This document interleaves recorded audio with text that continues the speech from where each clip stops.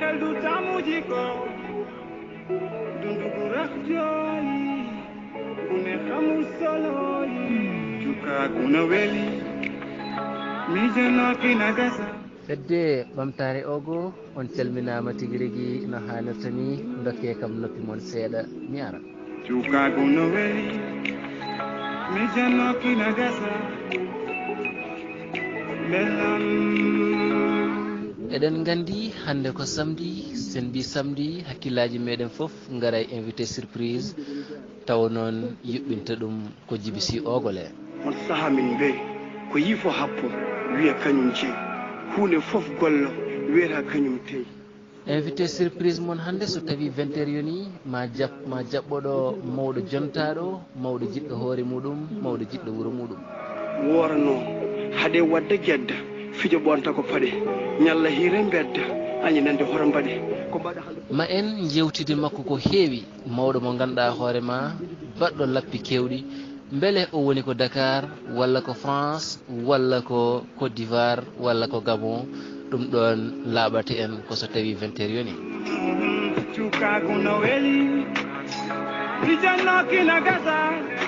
so tawi 20 heures yoni enen foof kuccien noppi meɗen e fedde ɓamtare ogo kettoɗen hakkude jibisi ogole e invité makko surprise so tawi 20 heures yoni inchallah jonde miijo haadino wonde no famdunomi cikka no bojale demba jale enen goodi ko gandunomi ɗum noon koɗo jibisi ogole a wiyama bisimilla ma e fedde ɓamtare ogo ko welma waɗe ko mettuma woppe jaam suka hoɗi koye namde funte caabe no sikkiri e dow golle puyɗe ƴeeƴe yiilo no tecciri mo jaggi junngo ɓiɗɗo waɗe yumma e ɓernde aɗa janggine ɓiye gurnam daram pama gurnam ndeke sohlaka duuɓi baɗaɗe adu assalamu aleykum fedde ɓamtare ogo on calminama on juurama donc en garti hannde émission men invité surprise e arti hen ha ɗo natti won surprise donc invité men hannde ko bammen Baba Siley Sall mawɗo ardi bonnani depuis la France donc o wiyama bisimilla makko e galle he donc j'ai le plaisir hannde waɗɗo remplacer le grand journaliste Mamadou Ibra Kane gandiraɗo Ibrahima Alassane Guissé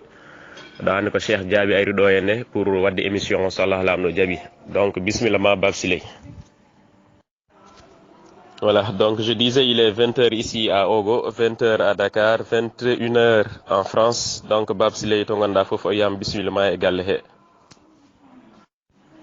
Assalamu aleykum Baba Siley, salminama juurama, min calmini wondiɓe ma, j'espère so ko jaam ñamta ga Ogo ga.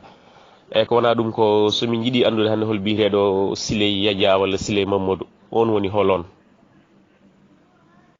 Siley nanɗo mboɗo wima Mba mboɗo miɗo hettima. Assalamu aleykum mon fils walla miya baɗam, a salminama a weltanama. mi salmini bandiraɓe oganaɓe fof no potirte ɓe mbawi wonde. mi diwanimamaɓe kadi nde Allah moƴƴanta en, nde Allah dandata hen musibaji e beyoji. seydi si mboɗo hettima. Ogles sa wi Siley yeyya ene yaaha, sa wi Siley Mamadou gueɗa Siley Samba e Sukki Pati e Libana e Manta e Libana e Dacce e Libana e Boukari e Libana, ko min woni tanumi Dacce tokoso e Dacce mawɗe. min noon mbawmi wiide tan ko alhamdulillahi rabbil alamina Allah, mboɗo yetti Allah e nelaɗo muɗum. nde Allah wurnimi kawrumi e fondement association Ogo biteɗo ado en 1968 et de 6 mois. Allah wurnimi ha oɗo saaha mboɗo wonde fedde nde 68 ha joni. mboɗo yetti Allah, mboɗo hamdini nde ndendumi e ɓiɓɓam palato ɓi Samba Oumar Sy e ɓi Alassane san gise e ɓiɓɓe Hammadi Thiam e ɓiɓɓe Djibi Labbo e ɓiɓɓe Sada Kane e ɓiɓɓe Alassane Oumou denndangal ko woni ɗo ko hakkude ɓiɓɓe giƴamen tan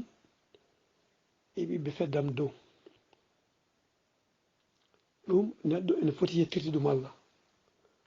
Allah wurruma ha oɗo saaha ha ɓiɓɓe gijiraɓe ma ngara tawma e association ha kene mbanma intéressé ko fate fedde ɓamtare ogo. eyyi ɗum noon Baba Sileye ko noon tigui min paami ka pionnier e fedde nde aɗa duusi ɗum kadi ha ɗo joni min ñaagui Allah kadi nde Allah junno ɗum ha ɓuura ɗo henne ko wona ɗum ko somin mbi Baba Sileye mbiɗa Sileye Mamadou yaaha Sileye Yaya ina yaaha Baba Sileye mi jiiɗi andude holnde jibineɗa holto jibineɗa gartana min kadi e jinnaɓe ɓe. Djiby Ndaw Sy Baba Sileye jibina ko ogo ko ɓi Mamadou Guéda e Yaya Ali ko tanum Guéda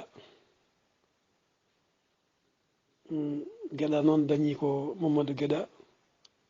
e Abdoullahi e Bilali e Djibiyel Guéda to banggue worɓe ɗum ko Guéda dañi Mamadou Guéda noon o dañi ko Sileye e Demba ruttima e jomum 72 on woni guiƴum Mama Guilel luttude balɗe o dañino Yaya ko fedde Alassane Diallo en Alassane ɓi Mayram Sourou luttude balɗe ruttima e jomum e Djibiyel ko ɓen babam dañño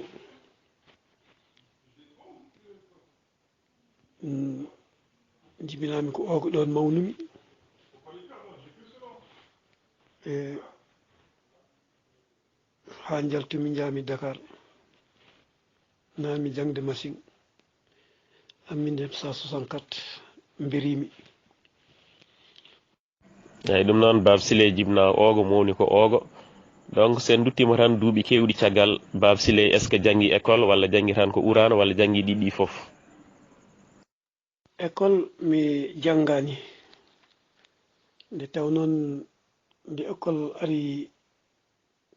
Fouta ko 1960 hay dewɗo emo taw diwi taw ɓurti nadde jangde école ko fedde mabɓe less naati école ɓen woni Samba en Mamma Dia en Djiby Oumou en fedde Demba Guéda en less ɓen naati école Babali ko guiƴi amen naati école kono on sawanno ko ɓi joom wuuro duuɓi mo usta wawi nadde école Ɓurana mi janggi e seereɓe hewɓe janggi galle Tambannaɓe mi jangguide Ablaye Ly galle mumen jangguide ceerno Tafsir jangguide ceerno Harouna kono mataw yeeɗaka tan rondade dañi hen tan ko julde eyyi ko mawni ko noon ene ɓatti moƴƴuɓe en namno ha dañi hen ko heeɓi tigui tigui ko julde eyyi Baba Sileye min paami ko noon tigui donc école français o kam janggama kono urano o kam comme no ɓiɓɓe Fouta ngo foof janggama kadi wonko daña hen hayso tawi tollaka won nokkuji won donc sen mbi Baba Sileye hannde guiƴiraɓe makko hannde e nder ogo ko holɓen e banggal leɗɗe foof hol wonɓe guiƴum Baba Sileye. mon fils walla mi wiya baɗam Djiby Ndaw Sy Sileye de ko mbimami ko mboɗo yetti Allah fedde amen to yirlaɓe hannde heddi toon ko ɗiɗo heddi toon ko Adama Bokum e Ndiaye Samba nana to wiyete Rwanda malla Zaïre mataw fedda men fof ɓuri heddade koɗo haalayɓe ɗo haalayɓe ɗo kam min goni ɗon jeegomo ko heddi sile noon Allah waɗi ɗum ko neɗɗo démocrate e leeɗe he leegal fof ngal jiiɗa e ogo mo jogui toon musidɓe to funeɓe to ko Oumar Diallo biyeteɗo Jengudi on rutti ko hedde Zambi toon to sanki kawma walla mamma an ko mamma an Djiby Ndaw Sy Oumar Diallo ne wiye Jengudi e Ablaye Demba Siley Oumar Pate Allah ɓuɓan ɗum ɓen to funeɓe ɓen woni yaadiɓam to yirlaɓe e ko feddam less ɓurmi jottodire toon Siré Keccel en e Ablaye Thiam en Oumar Cissé en kono guiƴam en ko Hammady Thiam en Mamoudou en ɗum takimi wiide komi démocrate leegal fof ngal jaami mo jogui toon ɓe pijjumi to seɓɓe toon ko noon bacca bayilen yo Allah ɓuɓan ɗum tawmi dañi appel ɗum kuppi danaka fedda men ɓuuri hedda tan seeɗa koɗo haalayɓe ɗo to funeɓe min ngala toon fedde par ce que wiyeɓe toon ko fedda men dow ɓe ko ɓen poti wonde fedda men Alassane Bouldi en Abdoulaye Samba Demba en ɓen goni toon ɓemin poti yiƴude kono ɓen jaggui ko fedde siwa jowɓen min ngala toon fedde to haalayɓe noon ko wuurɓe hannde ko Galoru Sada Coumba Haw Djiby Labbo Abou Moulkay ko ɓen goni toon guiƴiraɓe amen Idiyel Dia mbiɗa sikki noon min poti hannde ko wuurɓe ɗum noon eɗen mbiya alhamdulillah en jetti Allah eyyi ɗum noon Baba Siley min paami Baba Siley ini jillodira e guiƴumen leeɗe ɗe foof kadi guiƴiraɓe hannde gussima no feewi firtan ko duuɓi puɗɗima dañede emin duwo toon kadi yo Allah acce ɗo ha ɓooya inchallahu taala an e bandiraɓe julɓe kala eyyi ko wona ɗum ko sen mbi Baba Siley banggal gonka walla banggal ligguey Baba Siley est ce que ne jogui meccal hol tan meccal wiyetegal ɗum ɗo woni meccal Baba Siley Djiby Ndaw Sy Baba Siley ko jibina ko mesalal tan o fiyanno ko ɗum o fiyanno Dakar o yimmi Dakar fay Côte d'Ivoire waɗi ɗon atelier yam ɗiɗi mboɗo wonde apparenteɓe mboɗo janggin ɗumen rewɓe worɓe fof noon ɗo Côte d'Ivoire ɗo Allah ittimi Côte d'Ivoire en 1984 le 16 mars garmi ɗo e français comme vacances gardunomi ittumi biya aller retour mbimi somi ari 3 mois mi rutto nde Allah addimi ɗo gomi ɗo balɗe Abou Diop wimi Siley taade aɗa jogui mecce ma an jehen confection an a tanda nde duttotoɗa tawa ma dañ kam goñi jooɓari min jeehi e waji goto ko liyati namnajo goto en jogui atelier gonmi ɗon liggimi ha lewru maayi ƴewmi ko dañmi ko to Afrique to so wona événement ala ko dañan mi wawa dañde ko tolni ɗon ni woni lebbi tati ɗi timmi e kon timmi dal dañmi hunde Allah waɗi dal artinimi tan e jortade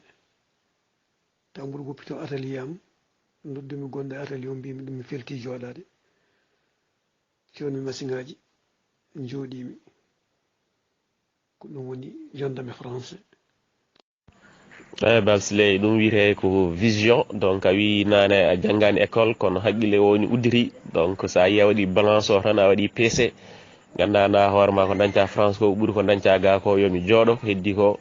ko Allah jogui donc ɗum ɗon kadi ko vision wiyete donc hande wadde min paami ka tailleur e banggal meccel tailleur hande holko kalanta hen yimɓeɓe ragal jetteɗo gonni Allah période mo garmi ɗo ene français o eno goppirnomi kodduwar ni ha ko garmi ɗo e français o kala ko no tailleur dañirtuno to banggue ñotol Allah hokki amen ɗo mi ari mi tawi ɗo en tayrooɓe hewɓe kono nde Allah addimi ɗo nde taw noon nde gonnomi to Côte d'Ivoire mboɗo jotodira on saa sukaɓeɓe hakkillaji ɗi fof ene ɓennude français feccere mabɓe ɓe ɗaccimi Côte d'Ivoire ngari ga enne ko français ga jettimi ɗo enne français nde ɓe nani Siley ari e français dendagal sukaɓeɓe fof ndiranimi guure goɗɗe e guure hay wona oganaɓe tan ko guure partout e grand Siley ari ene waɗa hen ni sukaɓe aroɓe jetto calminanmi fayta ɗumen nde taw noon gaccunma ko on saka ene tampere gara tawa ɗum ɗo henna ene fofti ene watti dañde ene change complètement payta ɗum mbiya min de comme payta eyyi donc wadde Baba Siley min en paami hen tan wadde meccal ngal ina waɗi nafoore meccal ngal aussi ina nafa comme no métier ji fof nafirta ni donc hande an banggal tailleur yagal est ce que won hen ko jiguiɗa ganduɗa hoore ma vraiment welima ha ko ɗon haaɗi walla ganduɗa hoore ma aɗa nimsiri hen ha ko ɗon haaɗi eyyi donc wadde Baba Siley min en paami hen tan wadde meccal ngal ina waɗi nafoore meccal ngal aussi ina nafa comme no métier ji fof nafirta ni donc hande an banggal tailleur yagal est ce que won hen ko jiguiɗa ganduɗa hoore ma vraiment welima ha ko ɗon haaɗi walla ganduɗa hoore ma aɗa nimsiri hen ha ko ɗon haaɗi mbaɗanmi on conseil ko wona ɗum ko suka sokolelima jamma yataw omo andi so fini to dawrata par ce que sukaɓe nden ko noon sagane remetede sa lelima aɗa andi sa fini ɗo goppuɗa hoore casol ma ko ɗon dawrata ɓuuri bonde tan ko ɗanade walla walde tan yewtude ha daara wedde lelɗa ɗanoɗa a fiɓaki dawde a fiɓani ni yaade guese hay hunde a anniyaki dawde janggo ko woda ko golluɗa e galle he ɗum suka fof yo rento ɗum saɗa lelo wattu hakkille ma somi fini ko ɗo jinmi dawrude ko ɗum ɗo jinmi fewnude ɗum ne moƴƴi e suka mi hokka ɗum motivé eyyi donc wadde Baba Siley min en paami hen tan wadde meccal ngal ina waɗi nafoore meccal ngal aussi ina nafa comme no métier ji fof nafirta ni donc hande an banggal tailleur yagal est ce que won hen ko jiguiɗa ganduɗa hoore ma vraiment welima ha ko ɗon haaɗi walla ganduɗa hoore ma aɗa nimsiri hen ha ko ɗon haaɗi tayragal mi meeɗani nimsidde hen par ce que mi dañi hen fof mi dañi hen yimɓe mi dañi hen inde mi dañi hen kalis te goppumi tayragal tan kono Abdoulaye Siley naati France o ƴetti atelier itti machine ngaji am tottumomi jimi noon jordade e makko e atelier he paammi e hakkille makko o ɓurani yidde min joddo e atelier pellimi woppude ñootol eyyi pellimi woppude ñootol complètement ƴettumi liggey tubaw o gonmi hen mo Ablaye tawnomi ni somi ƴeeŋimi faye machine e tan noon goppirmi tayragal kono ha ɗo gonmi ɗo balɗe ɓennuɗe ɗe maire gonɗo ɗo taw mo waɗi meeting goto fof ne haala dolisation goji muɗum ngar mbi monsieur le maire min komi tailleur mi jogui machine ngaji am ɗo e wuuro gonmi ngo hay tailleur goto africain ala ɗo te haɗimi dañde haɗimi wadde ñotol tan komi ala place o wi waji goto ɗon windu inde makko o windi indam nde woni 3 jours o noddima hokkimi local ngal joni mboɗo mi woni hen bon ɗum woni Ablaye ne joguino machine ngaji addi machine ngaji ɗi nani ga hen mboɗo wondi hen ga Ablaye so dañi repos 3 jours o ara o ñoota heen taw wonko woni ɗo o ñoota rutto mi gardi ɗum tan ko kono wona mboɗo ñoota hankadi ne mi forani hankadi ne e softande ɗum kono tayragal ene waɗi nafoore ko meccal bangal fayida waɗi noon ko yimɓe mum wona gonɗo tayro fof tan wonagal waɗi ko yimɓe muɗum ma gona jiɗɗo yimɓe ma gona jiɗaɗo yimɓe ma gona neɗɗo ouvert eyi ko nden mbawata wadde tayragal daña hen jamanu maɗa merci a jarama eyyi ɗum noon Baba Sile en paami kadi neɗɗo fof ko ɗum duwoto daña dono kadi voilà no mbiɗa ni grand Ablaye ari toon jiktima gueɗe ɗe kadi aduna ko ɗum tan yilere hen neɗɗo yaaha ha ɗumnina ɓiyumen gara jettono ɗum noon kadi ko barke koye barke ligguey ma jeeya min jettiri ɗum Allah donc wona ɗum noon sen gacci gurdam tayeru ɗam wadde no mbiɗa nde Ablaye ari a acci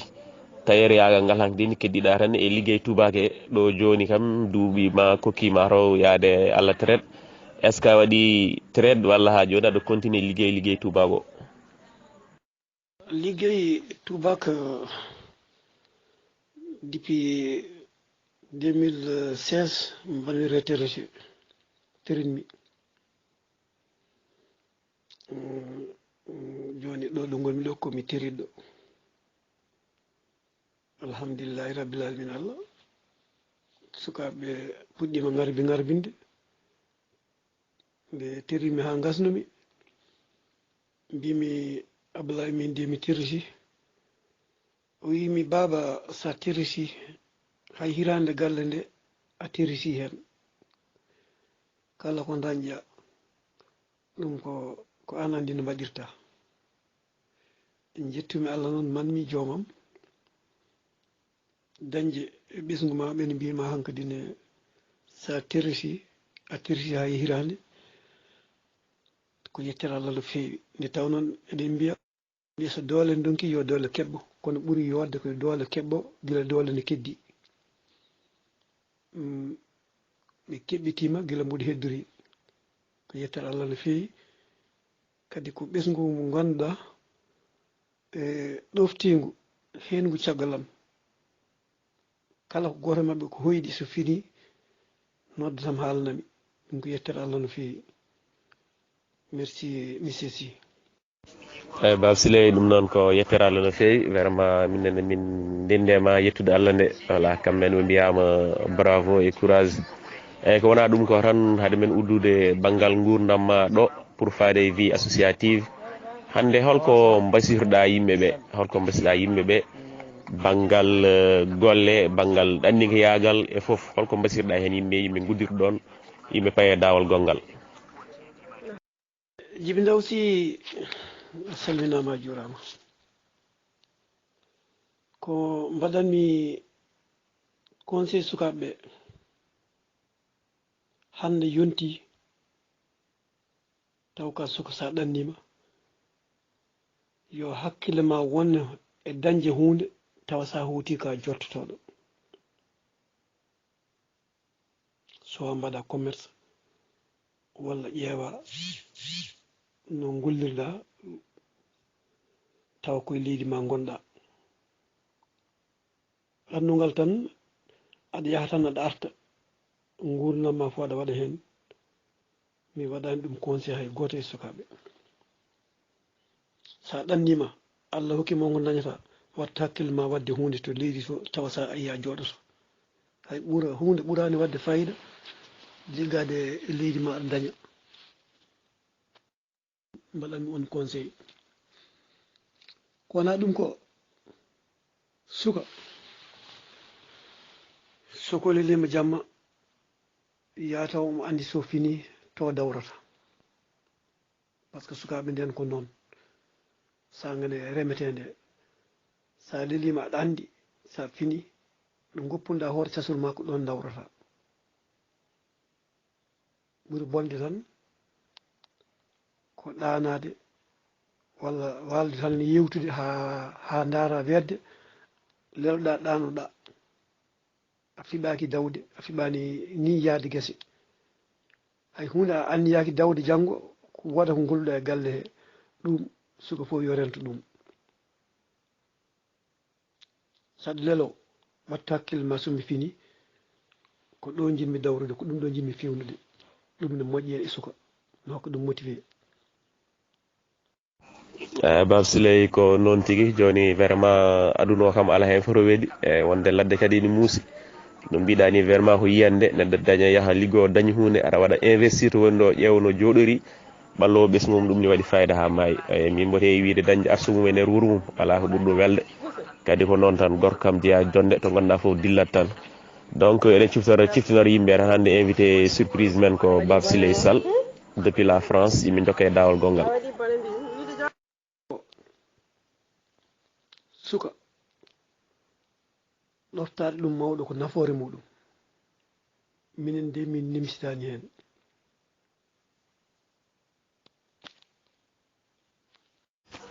donc yimɓe garay vie associative a fammini min kam nane guila 68 aɗane hande ko wonti hande ADEVO ogo ko aɗan hen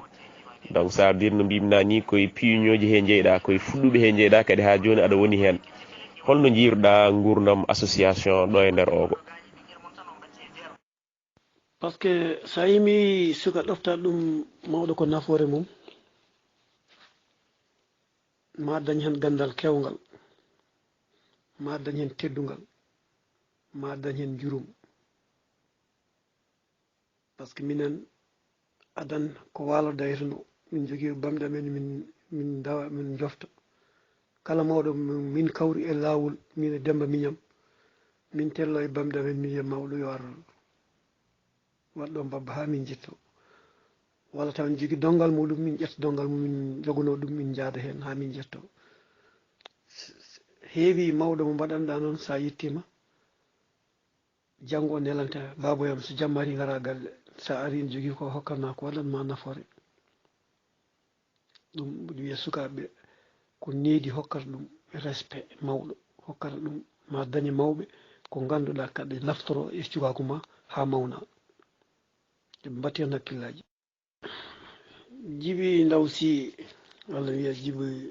Samba Oumar Siley association ngaji nden e joni ne cirti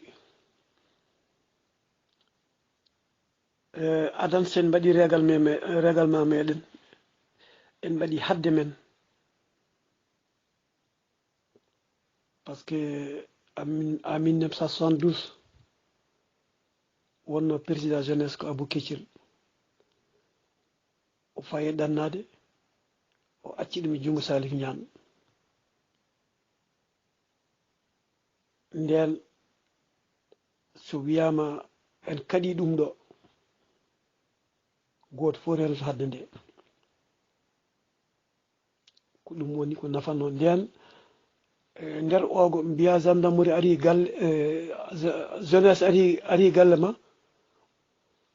gendarmerie ari galle ma ɓuranma wiyede jeunesse nan dawa galle ma allema ɓe hulde jeunesse ɓe jeunesse o joni en mbaɗa régal meɗen ha kaalen mbiyen eɗen mbaɗa ɗum eɗen mbiya eɗen mbaɗa section woɗa mbiɗe section wa ne yimɓe mbawa wadde section ala ko fenade jafoɗon konngol ngol ene wawi kay sen kawri kay par ce que nden ko barmeji naweteno booɓi en booluji en te ɗum hay goto mankata so wiyama eɗen dawa janggo eɗen sisiroya hande noon wannoon pellitel ara en kala ɗum ɗo tan wode sortiɓe hen hay hunde a wawa wadde ko ɗum bonni golle men kono sinno en tinni en mbaɗi haɓɓere wotere hay sinno ko fenade mbaɗɗen fenade nde ɓennat kono joni en jiiɗa wadde gonga wode sortiɓe hen ɗum bonni association. gonga e Bab Siley no mbiɗani noon pellital woni foof kadi tubakoɓe ɓen mbiye ko l'union fait la force ko dental woni doole hande kam eɗen teski association ji ɗi ko ɓuuri hen hewde ne heewi probléme aji heewi difficulté ji pour ɗi jaaha no hannirta ni ko mbiɗa ho noon ine wawi taw ko pellital ngal manquata hen saahaji kadi ko kuule sanction ɗe ko ɗen waɗi ɗum appliqué satti eyyi no mbiɗa nden ni joni sisir ne woodi nogol barmeji ne woodi ko ɗum ɗo foof hande joni pour waɗi ɗum ine satti donc an holko ɓaari ɗiɗon condition e foof ni goodi yimɓe mbawa sisreede yimɓe mbawa arde galleji mumen barmeji mumen nowe holko mbasirɗa yimɓe ɓe pour association ɗi mbawa marsude no hanniri ni? jibi ndaw si association wawa marsude tawa ala kuule taw kuule ɗen ndente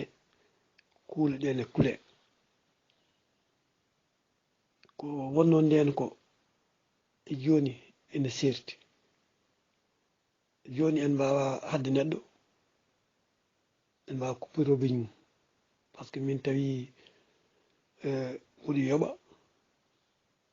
Ablaye Sile ene yoɓa walla Mama Sile ene yoɓa min somi yoɓani son mbiya ɗon kuppa robiñam nden ɓe ma mbi ko robiñ men kuppitake kono kayi sen pelliti e pourquoi pas en mbawa so neɗɗo dañi ɓinguel e inna mbiyen en jahani so mayrama mbiyen en jahani so waɗi yangue mbiyen en jahani ɗum so waɗama lawol gotol on sanction so waɗama lawol gotol e hoore neɗɗo goto fof rentoto ko ɗum tan woni sanction mo jiimi mo mbawɗen wadde taw ngal kuulal so yani e neɗɗo tan wonɓe ndento eyyi e babsile en mbiyani ko noon tigui fedde kam so ala kuule yahata kuule kadi so mbaɗa appliqué kadi caɗele garat donc en paami fedde ko kuule jogui ɗum kadi goto foof ƴeewa lelade e kuule he ƴeewa wadde respecté kuule ɗe donc sen paami noon hannde enen fedde men ɗe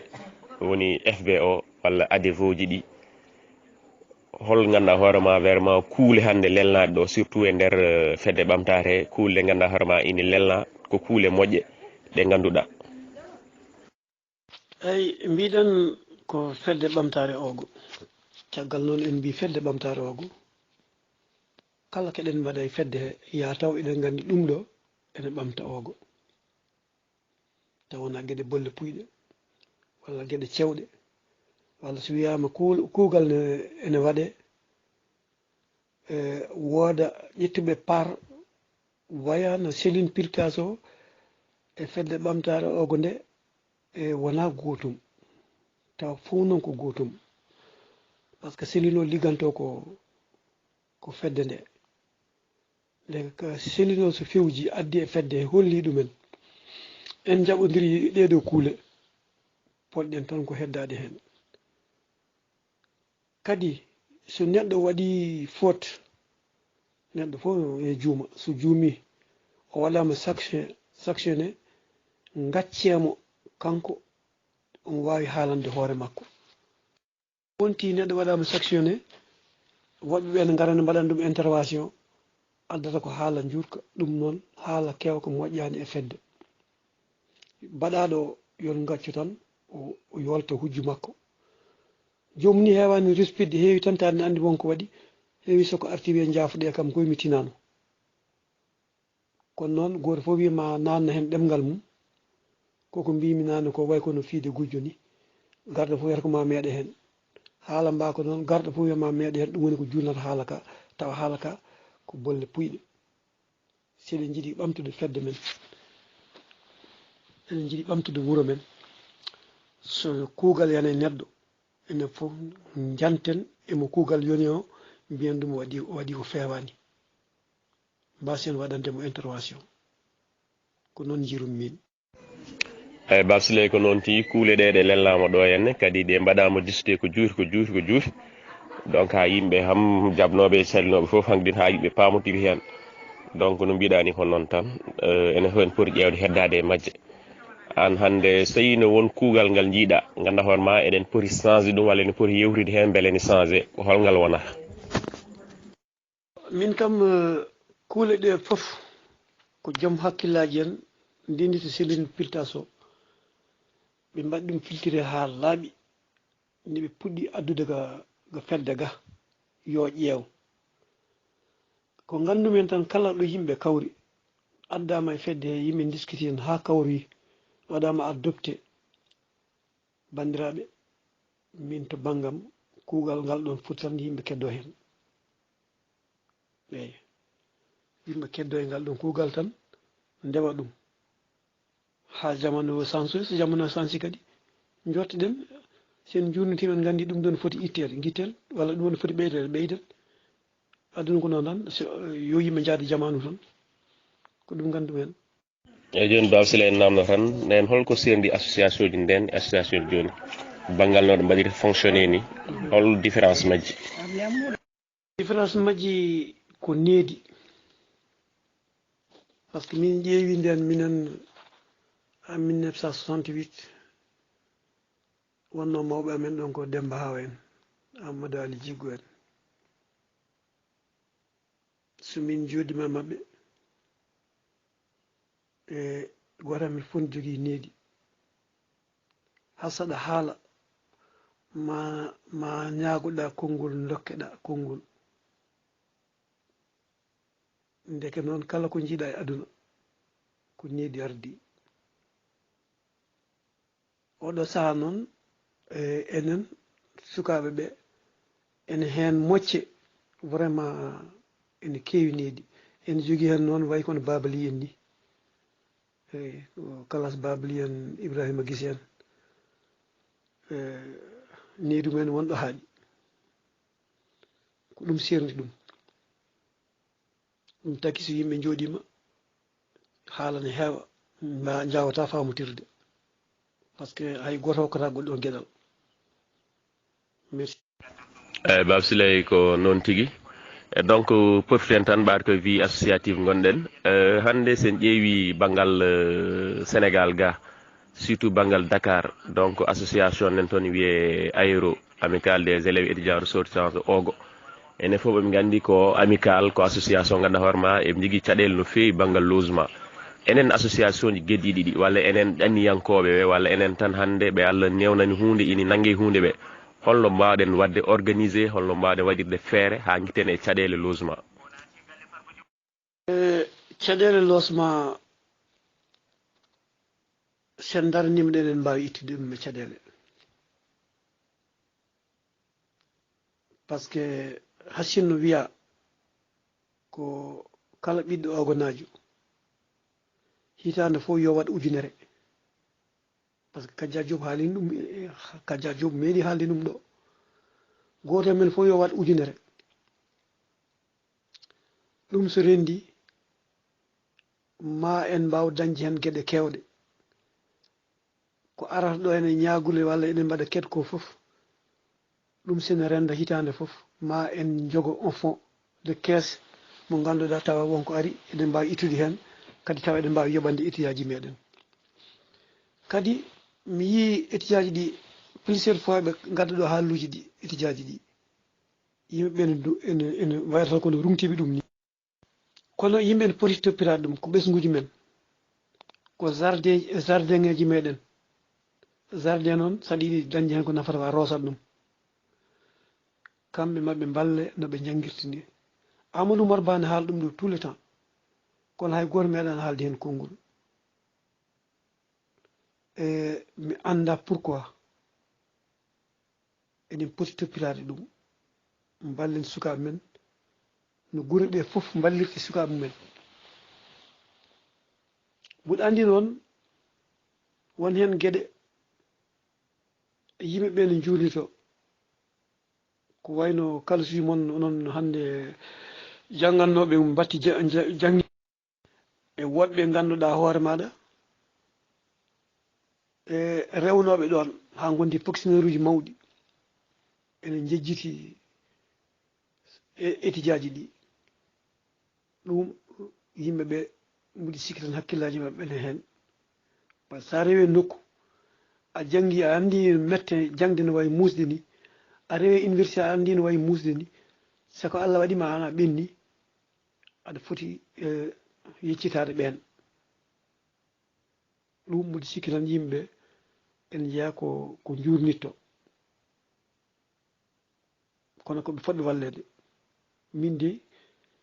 mbiɗo jogui gon miijo Baba Sile ko noon tigui koɓe sukaɓe no mbiɗani ko pépiniére woni noon pépiniére noon so toppiraka tan sa renaki voilà mayat donc ko yiiɗa hen ko dañatake hen te hannde mi sikku enen keydi e toppiradeɓe voilà donc hannde eɗen nganndi Baba Sileye kañum nenno to wiyete fedde wiyetede FEDECO fedde renndinde commune est ce que sah banngal toon an hol position mbatta ɗon occupé banngal association FEDECO holko gonɗa toon? FEDECO ko lamde arago rewmi tan ha loggimi toon woni ɗum ko FEDECO nde tafande mi tinani ko musidɗam goto no Amérique ni wiye Daouda Djiby Diallo en jeeya Hamraɓe min kala tan wimi Sileye an fedde ene tafa commune ogo pourquoi natani hen mbimi ala mi tinani nden o wi mi nannuma hen mbimi ha nannam hen commune o kay so waɗi fedde mi natata hen o nannimi fedde he jooɗimi ha woni semaine mi haalani fedde o noddima wimi Sileye neɗɗo so waɗama juté fedde kay waɗat présenté hoore mum garmi noon mbanmi présenté hooram jewtidmi hen e mabɓe jewtanmi wono fedde fota yarude fota wadde on saaha président ɓe ngala kamɓe fof ɓe keɓɓitiɓe mbi minen ndi an ko joni garɗa kono min jiiɗi waddema président ɗum de ko teddugal yo Allah teddi on kono mi wawa kono noon mami hokku on cukalel coftugel pinɗo mi hokka on wona président fedde nde ɓe mbi min ganda kono an mo gaddanɗa min foof emin jonoma mo gaddanɗa min foof ene yoni min taada aɗa yona ɗum ɗum woni gaddimi Kalidou Ba mbimi yo on président fedde nde Kalidou Ba woni président fedde nde dumuna ha yonti waɗede récépissé Kalidou Ba arti vacance 3 mois omo daga récépissé o gaynani ha vacance makko gasi o wimi grand joni mboɗomi yaha wallu en kayitaji ɗi Allah waɗi pinmi dawmi nangumi nofru Mamadou Demba Thiam min jeehi ñande min jeehi nde min kalniɓe ko addi min ɓe mbi baba an sa yiiɗi poftoɗa woto artuga ma min pewnu somin gayni min nelduma walla min nelanma garana nde baltarɗe timmi Mamadou Demba Thiam min jaaɗi min keeɓi récépissé o min jeehi min uditi compte bancaire mbimi joni noon Kalidou Ba ko an woni président hay soko indam woni e kayitaji he ko an woni président par ce que mbino so kala gono président il faut waɗa présent ɗum woni noon mbimi komi président intérim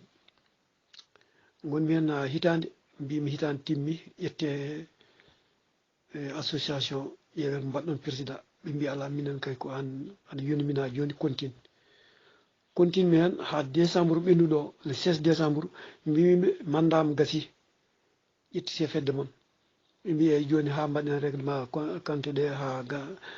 secrétaire maɗa ha waɗa règlement compte ɗe ha gasa so waɗi compte ha gasi ko ligguiɗon e ko dañƴon ɗon e ko dañano foof e on saaha aɗa wawi division de goppa kono noon woni mbanmi ha goppumi fedde nde oɗo saaha joni wadde min paami no natirɗa FEDECO ha no gardireɗa ɗum joni onon banggal FEDECO to hollin projet tan jigui ɗon taw ko projet ganduɗa hoorema ɗi ɓooyata ɗi mbaɗa taw koye nafoore commune he wonata et aussi holko miijon ɗon onon banggue FEDECO ko pour les étudiants là te fedde nde e natti wonde président kam kono ɓe mbaɗimi toujours ɓe mbi il faut que mo wona président d'honneur sa yi audio mo neldumi ɗo ko président gonɗo joni o ko on haali audio mo neldumami joni o wiyete ko Oumar Sow ko on haali haala audio ko noon FEDECO kono noon ko hunde mettude ardade par ce que guure 60 woni commune o kadi min jogui probléme partisan maire o hakkillaji mabɓe gonno ko minen min gari ko compteur maire ko ɗum ɓe jagguno ɗum tagui fedde nde ronki dejde kono joni kam eɓena cippiri tan mi woppi min kam mi yalti joni ɓe mbi wiima won président d'honneur kono mi yalti to banggue FEDECO to min kalani toon haala étudiaji min eɓɓi toon projet ji noon haadam yaltude mi addi toon projet yomin mbad guesa dene mi addi toon projet yomin ƴeew dimmi forage en jogui nguron tokoson taw so dañi ɗum ne jiɗi mi jokkodiri ɗo e ONG ji ha dokkimi neldimi ɗo e email am gueɗe kewɗe no infirmier ji mbaɗirte formé jannguɓe ha keeɓi diplôme aji en jiiɗi arde ga henna holto ndewata fof ɗum mi jokkodirino ga e ɗin ɗon ONG ji bon ɓe mbi kam kadi so mbuɗi yiɗi dañde aide financement il faut que mbaɗɗo hen no petit bureau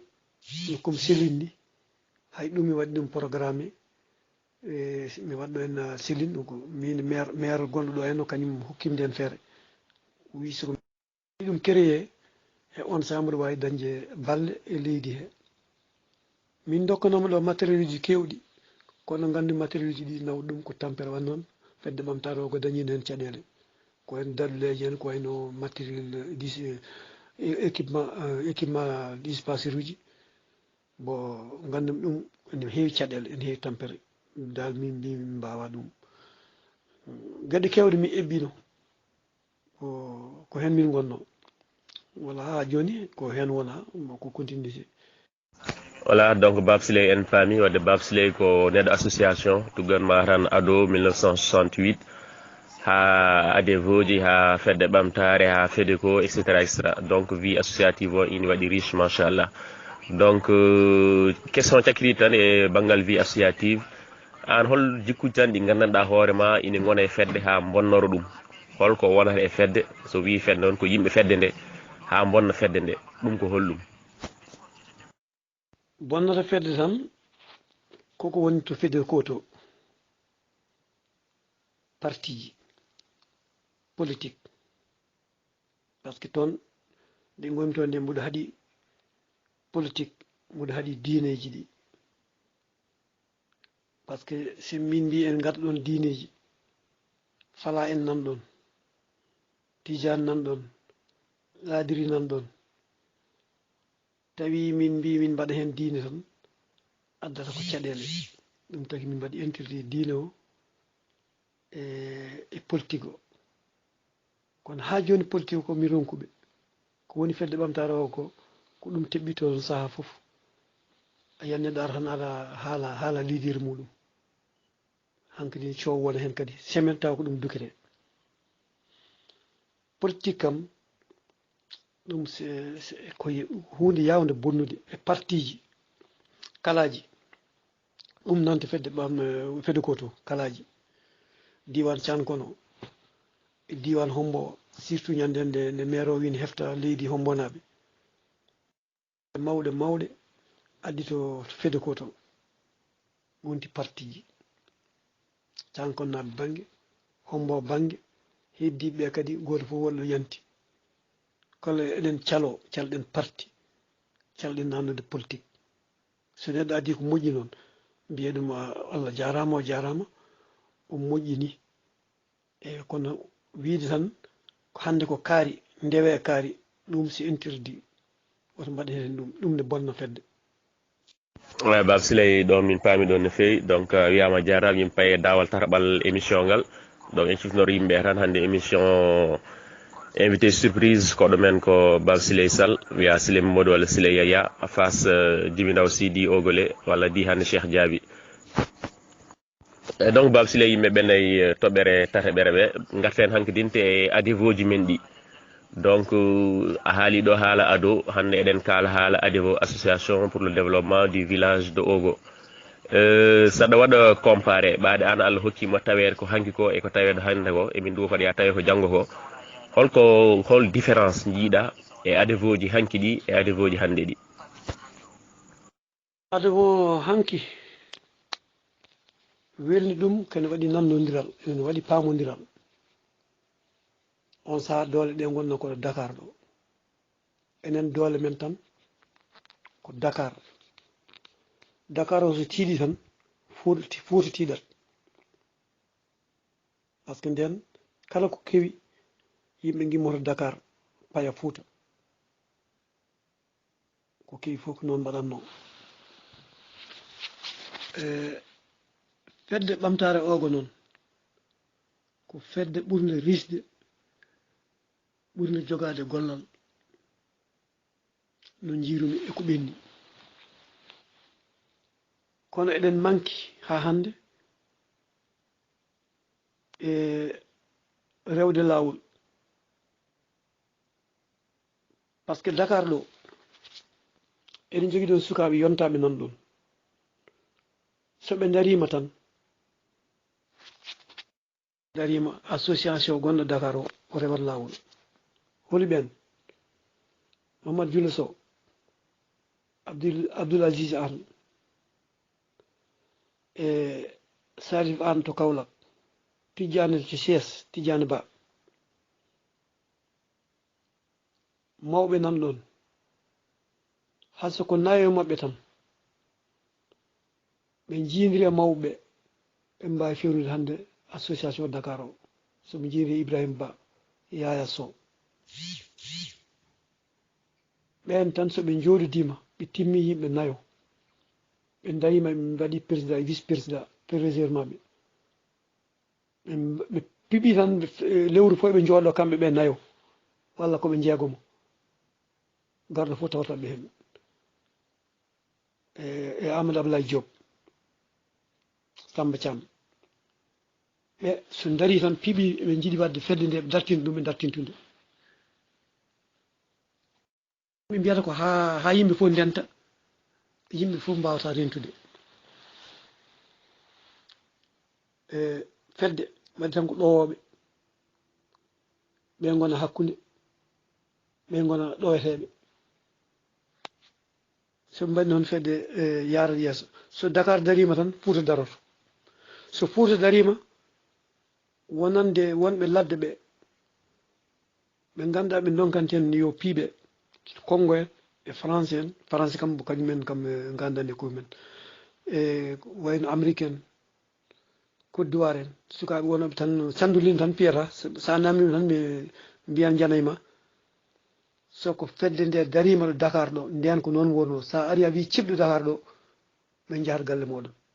sa ɓeni Dakar a luppiɗo Dakar ɗo ɓe jagganima sa ari Fouta tawata Foutankoɓe ne palma noon wonno kono joni tawi Foutankoɓe wonɓe Fouta ɓe ɓe piyata ala koɓe ndendinta ala moɓe mbawi jaggude ko ɗum woni ko tampini en Bab Siley il est 21h20 émission nene yaha taw kadi nene yaha fedde waɗi ko ɗo fedde waɗi ko ardiɓe e rewoɓe hen donc gardiɗo kala firtani ko an jeeyi foof dewo hen ko firtani kadi haydara firtani hen donc ko ɗum won association ardiɓe e wonɓe caggal ɓe foof pori hen donc ɗon en paami ɗon hande sen garti hande adivo ji hande ko ɓuuri hen hewde hande ko sukaɓe eyyi ko 45 ans fay less ko ɓuuri hen hewde holko basirɗa ɓeɗon sukaɓe hande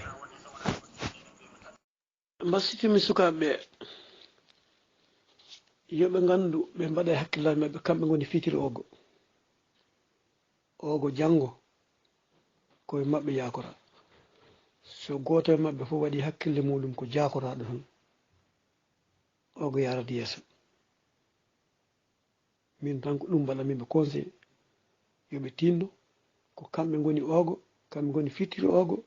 yoɓe tinno ɓe daro ɓe dado ɓe ƴeewa yontaɓe ogo ɓe no mbayni ɓe ƴeewa Babiyel Thiam gurdam mum golli holko heddi ene haale ɓe ƴeewa Amadou Saydou Ndiaye golli ko heddi kene haale Abou Keccel rewino ɗon Salim Niane rewino ɗon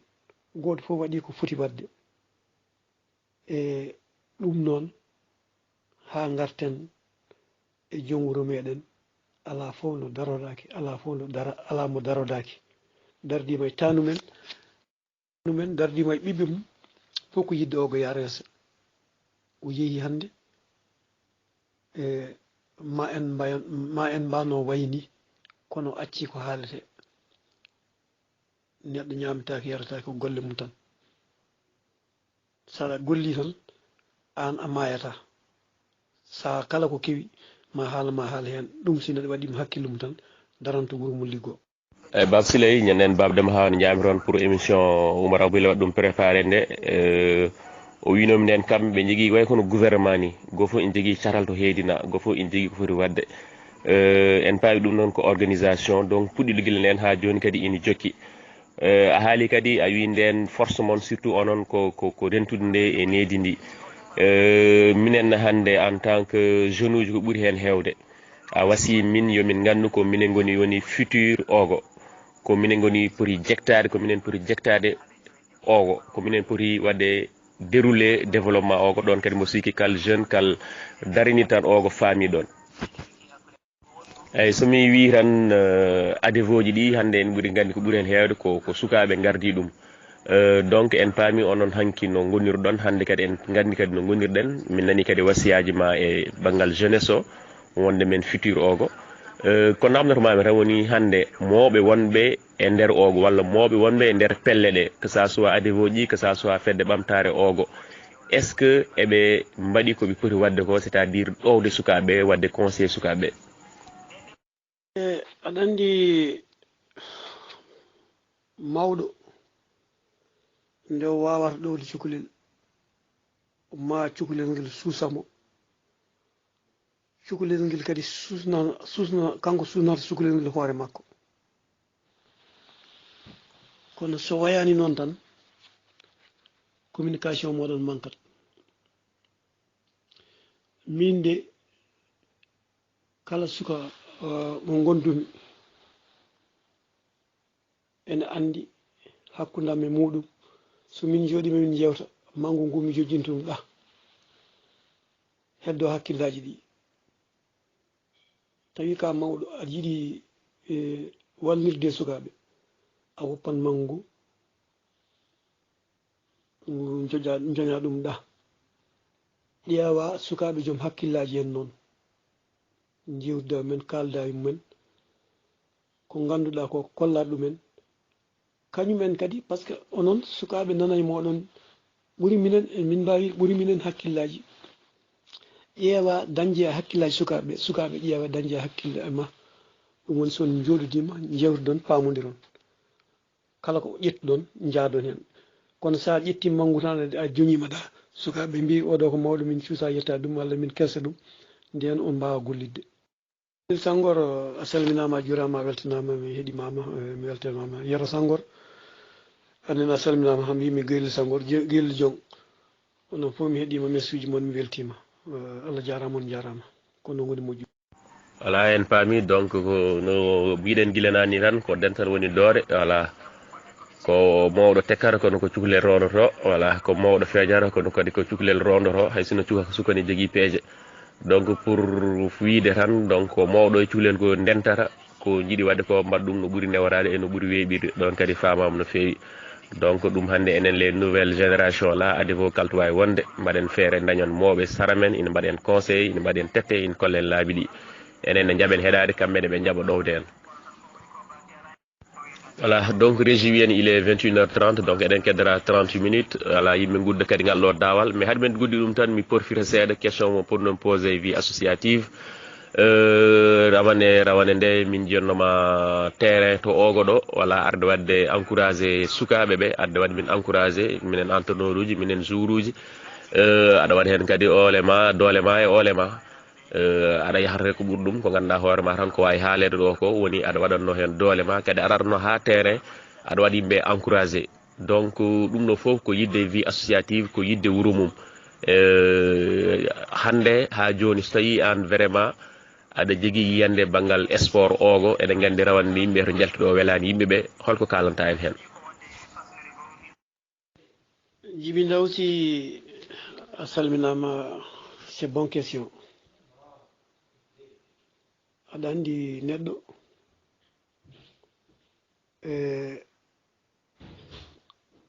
ene waɗa saaha mawo ferguito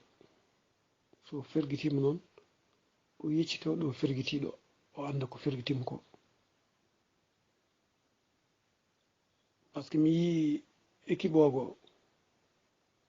hono makko weeɓani e commune he par ce que nde o yahano hikka commune o fof ala hen fof ko yeehi ala ɗo heeɓi mboɗo jogui miijo noon e hakkille ferguitere mabɓe ɗe mbiɗa sikki tan ɓe jii ɗum mboɗo jogui yakar e ngol maɓe mbaɗ ɗum rattrapé min ko noon jiiromi ɗum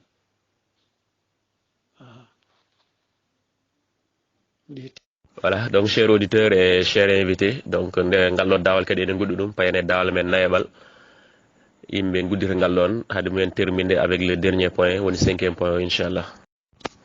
eyyi hande garene actualité hande kam actualité adun he tan ɓurɗo lollude ko goto woni coronavirus walla mbiyen covid 19 e hanki en keeɗima Anna Diouf haali hen ko heewi machallah kadi wonko fama hen kadi chaque jour yimɓe mbaɗa suivre au niveau du gouvernement ministre de la santé et voilà ɓe ligguitoɓe eɗen keeɗo kadi médecin ngaji machallah banggal ga kam yimɓe keeɓi information ji no feewi yimɓe garta tan e banggal toon France to donc banggal France to yimɓe ne gandi hande situation ina jiiɓi toon no feewi ɓe jeehi ha ɓe gaari ko wiyete confinement ha waɗama ni prolongé mi sikko ha le 15 ou 14 avril donc ça veut dire que toon hande ni jiiɓi onon holno gurɗon ɗum toon ga gurna muɗum ene semori par ce que hasinno koɓe hypocrite nde eɓe gandi droit de l'homme yo wiya ko neɗɗo fof yo heddo galle mum kono sa dañi haaju noon goto fof ɓe beddi message portable mum ko ɓuuri hewde sa yaltini kayiɗo taw on to jiɗɗa yaade aɗa wawi wadde croisé mbaɗa daɗo hande jalti mboɗo yiɗi yaade banque walla mboɗo yaade poste walla mboɗo yiɗi duggoyde korsa ɗum hen sa hawre jomumen ɓe namdoma tan kayit kollaɓe ɓenna sa ala kayitno noon aɗa yoɓa 38 euros ga kam ala lifuji piggal walla goɗɗum ala te kadi 38 euros a yoɓanmo tan par ce que sa ala ɗon ɓe mbawi woppudema jaaha kono soɓe ƴetti adresse ma e foof hasa koto banque ma ɓe mbawi rewoyde toon ɓe tira kalis mabɓe ɗum ko noon kadi ene semori to banque liggotoɓe onon liggotoɓe emon jooɗiɗo fof hatta kene yooɓe woni ko moƴƴani tan ko liggotoɗo noir walla liggotoɗo par contrat mo waɗaka embauché on kam so dawan tan yoɓetake kono waɗaɓe embauché ɓe kay ɓen waɗaɓe CDD ɓe ka joɓete tan hande guiro affaire nde gasiri fof ɗum noon ko noon français wayi ga kono dambade nde kam komin dambiɓe ay kono ɗum fof jomum mbawi duggoyde duggum fof joƴƴina ko sohluɗa fof defa ñama ko fate maladie o noon ɓe namni ko laaɓal heewi yiyede ko coɗɗe juuɗe lawƴete juuɗe moon tout le temps kono noon a yii hunuko ene foti toppitede ay ɗemgal ngal less ɗemgal ngal kala nde ɗe faye borisade wat borosma e less ɗemgal ma ɗemgal ngal lawƴa ɗum borisa ɗum probléme uji kewɗi rewata koye less ɗemgal he ɗum mona boriso fof yo wadda boros muɗum e less ɗemgal muɗum borisa ɗum fof koye laaɓal he jeeya mbiɗi wadde Baba Sileye donc confinement wona confinement total eɓe gaccani yimɓe won liberté ji seeɗa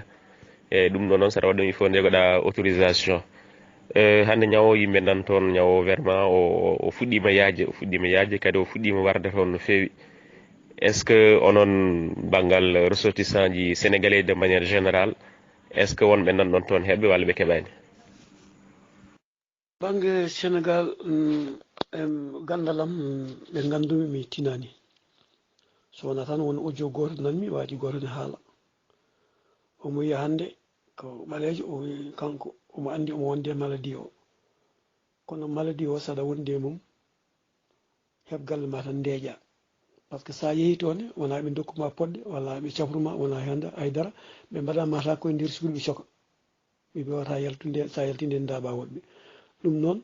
sa tindima ɓandu ma aɗa wawi heddade galle ma tan mbasa yahade to mabɓe sinno sa hirama ɓe safruma jaaha kono noon no wiiri ni o wi kanko koye suudu makko tan woni omo ñaama omo yara omo hedde suudu makko omo deeƴi toon ko ɗum tan woni hen nafoore nde kono kanko kam o wi hande ne famde gonɗo e France sa tini sa tinani mo wondani e maladie o ene satti sa tini sa tinani ɗum woni malde omo hulɓini par ce que joomum no wonde hen tawa tinani voilà ɗum noon ko yo allah waɗa hen suturo tan wadde bab siley toon wadde situation waɗi compliqué kono kadi wona ha no yimɓe cikkirta gani wadde yimɓe won hen jaaha liggoyade won hen kay sa dañi won haaju won sous autorisation aussi aɗa wawi yaade ɗum donc voilà yimɓe jaaha no poti yaadu ni kono kam kadi jooɗaki tan jonde duumide est ce que onon hande peut être onon kam ko ala traité ji mais banggal liggotoɓe est ce que hunde musani mumen toon liggotoɓe mbiya ko oto daw par ce que mi jiiɗa dental yimɓe ngal kadi sa dawani kadi ka joɓeteɗo ɗum noon heddade galle ma ala caɗele kono mbimami kala mbaɗaɗo embauché so dawani ko joɓeteɗo tawi noon ko liggotoɗo contrat walla liggotoɗo mo ala kayitaji liggey noir ñande dawani fa yoɓetake ɓenne muusa e mumen eyyi kono mbaɗaɗo embauché kay so yiiɗi ɗatonɗa galle ma haydara tina rien perdre Mamadou Camara wi ko 21h44 noon min nani Seydi Camara a jarama mbasan goto mandaɓe Tamba Guise a salminama a juurama a weltanama mi yi laccirema ha ko nde kufɗa ndi kono a waddani hen ñebbe mi weltanimama Seydi Guise bab sila ko noon tigui donc waɗaɓe embauché ɓe ɓen kam hunde ala ɗum caɗele won ɗumen congé tan heddi ko tan kadi enen gandi kamen africain ji ko ɓuuri hen hewde embauchement toon ini satti donc sen paami tan wadde hunde idu muusi wala bangal cellal ɓanndugal e muusi par ce que reeno bangal économie makko kadi ene muusi hay famille gaɗi moɗon tinat ɗumen donc hande covid 19 o vraiment o mona waɗa dégage ko heddi ko tan eɗen paami eɗen nani introduction ngaji bangal sénégal ga yahanama hen ha haɗama dente foof ha haɗama yaltugol à partir de 20h ha haɗama ni hay juulolgol juma ɗum an holko pamɗa hen hay minen ɗo min goni ga jumaji ɗi guddama ko ɓooyi jeeriji ɗi guddama nokkuji kewɗe yimɓe ndentanno koɓe hattuɓe ko heddi tan noon sa yame rento tan rento par ce que mi ndentindi yimɓe kadi koko moƴƴi mumen kadi woto kulen no feewi neɗɗo yo jogo fimde makko to Allah ay maladi mo keɓata o gila ndi jibintoɗa koko winda yiyal ma heddi noon ko sababuji ɗi kono kala ko windaka ƴiyal ma a heɓata ɗum par ce que jii avion teɓɓito sama woda cowɗo hen o taganaka mayde hen e ko tinoɗen tan ndentoɗen ko ɗum woni ko pammi hen wayde mbaɗa rappelé tan émission hankkadin to woɗɗi wayno kono ar kay won kay arde gasde ni ande invité min ko Bab Siley Sall en face JBC Ogolé donc yimɓe guddira dernier chapitre o tan inchallah donc dernier men toɓɓere tan ko fate hande ko wiyete FVO fedde ɓamtare ogo fedde mi wiyata fedde nafoore mere donc an hande holko pamɗa e fedde ɓamtare ogo walla mi wiya tan holno jiirɗa fedde ɓamtare ogo eyyi a juurama tigui aussi e andindema min ɗum ɗon tigui donc amin mbiya yo Allah newnu ko heddi ko lawol ngol ene woɗɗi kono noon yo Allah newnu namdalam premiére e nder mbundi émission o holko waɗa recommandé holno neɗɗo rentorto wasa hebde coronavirus Amadou Camara mi arta e ma seeɗa e ko rentare ɗum kam so Allah tiiɗani no feewi tiiɗani te ça ne demande pas de moyen franchement ça ne demande pas de moyen par ce que ɓe mbi ko ya sooɗo juuɗe ma ha laaɓa kala geste mo mbatta ya sooɗo sa tawi koye nder galle so tawi aɗa waɗa hunde ya sooɗo sa yalti sa arti sooɗo eyyi ɗum ɗon kam min mbi noon saɗa ñaama aussi sooɗo eyyi so tawi kadi aɗa ɗojja ya ɗojje e juuɗe ma ƴetta ɗum kuura e kine ma hay ɗojja hen so tawi a ɗojji tuttaɗe ɗe malla islam ngo mbatta ngo hay goto yaltata dal tuttaɗe ɗe jaltata koye ma tan haɗata e so tawi kadi aɗa gacca memtade juuɗe yeeso ma tout le temps gacca memtade ɗum surtout ɗum ɗon accu o memtade yeeso ma tout le temps ɗum ɗon kadi ene jeeya ko o farata e rentade rafingo fara ko rentade rafingo mi arte message ko waɗa recommandé Mouhamadou ko ɓuri kadi ganduɗa tengtude hen ko hattu galle ma tan ɓuri siwrde hande oɗo saaha yo jomum hattu galle muɗumen hattu galle ma so tawi ko jahata ko wona nécessité vraiment so tawi wona une urgence hattu galle moɗon c'est plus sûr yo jomum hattu galle muɗumen c'est plus sûr. a jarama Alma e laɓɓinde to laɓɓinɗa ɗo tigui no hani soni so rafi o arema holno gandirta holko woni maale rafi o so tawi o are neɗɗo o. assalamu aleykum FBO mi arta e moɗon kadi vraiment c'est un grand plaisir mbiɗa welti hen ha fewi mbiɗa welti hen no fewi no fewi no fewi vraiment mbiɗa welti hen huccidde e moɗon hande onon ɓiɓɓe wuuram mbiɗa haalda e moɗon ko fewte oɗo rafi e rafi o so are neɗɗo ko premier jour ha troisiéme jour hewani ko mbatta sentir par ce que hoore musande seeɗa tan jomum dañat a dañata noon ɓandu wurore a dañata no fièvre a dañata ɗum en plus kadi a tampata ñamde ma aɗa ñama no poɗɗa ñamirde ni quatriéme jour o a dañat muuso goddol ngol musa seeɗa daña kadi ɓandu ma ndu ene signa seeɗa seeɗa goddol ngol dande change température aladi ha ɗo kaldan memaɗo o ɓandu ndu wulani kono e nder quatriéme jour e ko nden ganduɗa neɗɗo ustorte ñamde muɗum ñamde de ko jinnuɗa foof waye comme no natta yidde ko ñamata ko dal natta yidde ɗum cinquiéme jour o a dañat kadi ha hande goddol ma ngol musat goddol ngol muusa dane de riɗa en plus kadi ene yaada e tampere ɓandu foof musat jokkorɗe ma ɗe en plus kadi wona e musde jokkorɗe musat sixiéme jour o ha hande de ala fièvre a dañata ɗum ko ɗum tagui ñawo hulɓini fièvre a dañata hay fièvre goto dañata hay fièvre goto a dañata sixiéme jour o gonda noon e ɗoƴƴo ngo ene wawi yorde e ngo wawi wasde yorde woni ɗoƴƴo yorgo ko ɗoƴƴo ngo ganduɗa a ɗoƴƴat ha jaɗɗa e ngo yorata noon woni yaadowo e tuttade parfois karte ɗum woni ɗoƴƴo ngo ɗon goddol ngol ene muusa ganca ñamde gonda e tampere jiiɗa tuude donka tuudde saaha foof o fa ngo riɗa juuɗe maɗe peɗeli juuɗe e peɗeli koyɗe foof gona e musée daña jomum daña ɗum ɗo no witeno kadi jomum daña reddo gandu seeɗa yaada e tuure so yeehi ha ɓooyi seeɗa daña reddo gandu seeɗa yaada e tuure ne waɗa reddo gandu jomum yaada e tuure so yeehi ha woni septiéme jour o joni a dañat fièvre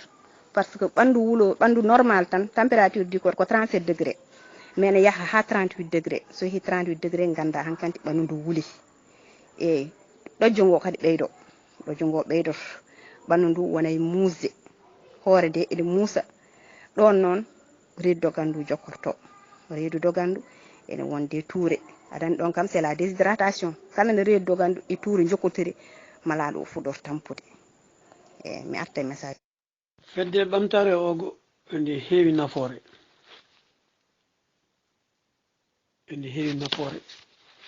kono noon yimɓe ma mballodira so hesi hankkadi en gardini neɗɗo en gardini yimɓe meɗen ko ɓeeɗo gardi en ko ɓeeɗo ɗowata golle ɗe dokken ɓe doole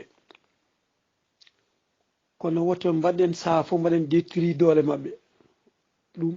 ene perdini ɗum moral nde taw noon ko golle belnobol ko gollata ko a yoɓetake hen haydara ko tama mbatta hen e yidde hoorema e yidde wuuro ma ko ɗum mbatta hen so yimɓe goppani tan waddema d'établissement tawi tan ala fimde so renaki a waɗa reculé neɗɗo so darnima wuuro o yiiɗi ko ɓamtare wuuro onon gardinimo ko onon ballatamo dokkanmo doole an gardinaɗo o kadi ganda ko wonɓe caggal ɓe gardinma kadi ɓen kadi dokkaɓe hakke mabɓe so wayi noon tan en jarat yeeso ko ɗum tan woni ko mbawmi haalde hen kono fedde ɓamtare ogo hay association goto meeɗani waɗede ha waɗi valeur mo waɗi o wodani hay association goto meeɗani waɗede ogo subaka goto tan pini ɓe ndendini hakke 12 millions ko fedde ɓamtare o goto meeɗi dañde ɗum ko jiiɗa ko heddi ko heddi par ce que mi yii mawɓe men adal ɗo ñaayi cokke ɗo ɗon mbaɗanno riño Abdoulaye Gueɗe en Samba Rowa en yirlaɓe ɗo Baba Idi Yelel Samba Hawli en Amadou Hawli en ɓen ɗon mawɓe kono noon ɓe mbaɗa ɗo henne kees maɓɓe hawnude ha juuta tan ɓe kapta ɓe peccita leegal fof nawa kalis muɗum ɗum natti ko nde ado ogo waɗa créé association jeunesse ogo nde waɗa créé en 1968 nden tan kadi keesuji jalti juuɗe mawɓe ɓe mbi hay mawɗo goto natta hen haso naati hen yo ar tan jooɗo fewjantaɓe mawɗo goto ɓe jaaɓi naati e fedde he Abdoulaye Gueɗa on ɓe mbi ɗum ko ar ko an woni mawɗo aɗa naata kono noon hay ala fof a hokkaka poste ala haydara Abdoulaye noon yiiɗi yimɓe yiiɗi sukaɓe tan naati hen ene fiyata sukaɓe pirata ni kono fedde ɓamtare ogo no jiiru heɓani son onon sukaɓeɓe son balli ardiɓeɓe garɗo fof ɗo dokka ɗum doole dokkon ɗum pouvoir wasa wadde découragé en jarat yeeso way ko ɗum jimi hen 2 minutes d' accord Baba Siley wala no mbiɗani ko noon tigui fedde ɓamtare o kam guila sosa ha joni wala kadi jetti sababuji ɗi foof donc waɗɓe sababu ha waɗa créede donc guilneni en jii vraiment nde adni wuuro ngo nafoore hewde voilà ha joni tan e nder fedde ɓamtare ogo jiiɗi wadde créé comité biyeteɗo comité des sages won ganduɗa hoorema yimɓe mawɓe yimɓe waɗoɓe en conseillé yimɓe aussi so caɗele gaari hen taw ina mbawi addide haqqillaji mumen no caɗele ɗe degliri e nder fedde nde ɗum woni le comité des sages o waɗama créé prévision wadde fonctionnaire taw an holko miijiɗa foti wonde darde mabɓe tigui rigui comité des sages kala ɗo jiiɗa e fedde nde taw noon sa wiyama comité des sages tan ko mawɓe joom hakkillaji en keewi suɓede nde taw noon Iblis ne heewi doole kono o wi o ronkani tan ko sukaɓe mawɓe ɗo ndenti ene pamodiri Iblis kam wi ko ɗum ɓen tan gandi ɗum ceerno an annani ɗum waliyu arnani ɗum hay hunde ala ko anni ɗum so wona ɓeeɗo nde taw noon mawɓe so Iblis ari addi peeje muɗum mawɓe ko ɓooyɓe aduna ene gandi peeje Iblis ɓelnata sukaɓe ene jogui doole so Iblis ari addi doole muɗum ɓennata